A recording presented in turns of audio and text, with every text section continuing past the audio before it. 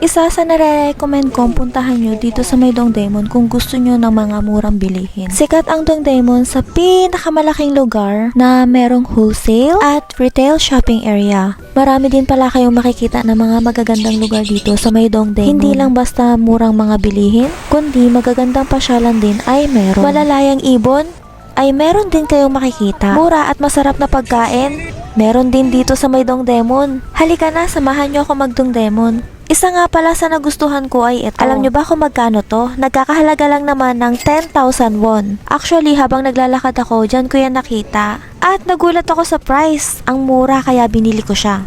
Next, etong gloves, nakita ko lang din siya. 5,000 won kasi nilalamig na talaga ang kamay ko. And then, next, 10,000 won.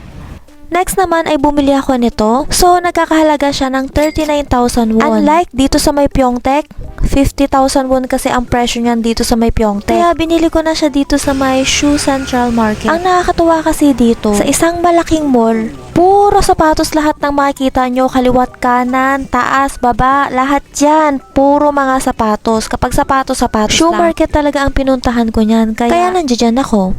At syempre, magpapahuli ba ako sa pagkain? Syempre, hindi ako magpapahuli sa pagkain, no? Ang tawag nga pala dito ay odeng. Isa sa pinaka-paborito kong street food dito sa may Korea ay ang odeng o Korean fish cake sa English. Nagkakahalaga lang naman to ng 2,000 won. Hindi kagaya sa iba, nagkakahalaga ng 5,000 won or 10,000 won. Nung kumain kasi ako sa Myeongdong kasi sobrang mahal ng pagkain doon. Nagkakahalaga ng 10,000 won ang odeng nila doon. Ang murang odeng nila doon is 5,000 won yata, mga ganun. Pero itong kinain ko, sulit na sulit. Sobrang sarap para sa akin. Tamang-tama lang yung alat niya. 2 stick lang naman yung kinain ko, pero nabusog agad ako.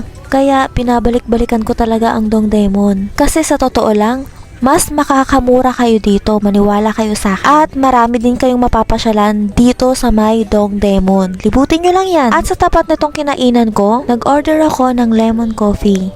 Sa halagang 5,000 won lang ha, meron ka ng coffee na masarap. First time ko makatikim ng kape na may lemon. Sa totoo lang, nagustuhan ko talaga siya. Kaya sa susunod na pupunta ako dito, ito ulit ang o-orderin ko. Ang sunod nga pala na kinain ko ay yung ingopang. Kapag 3 ang kinuha mo, magiging 2,000 siya isa. So, 3 yung kinuha ko, kaya nagkakahalaga siya ng 6,000 won. Ang shape ng tinapay na to ay isda. Ang lasa niya matamis na para siyang may ubi. Ganun yung panglasa ko sa kanya. Hindi siya ganun katamis, hindi rin siya ganun katabang. Sobrang sakto lang siya para sa akin.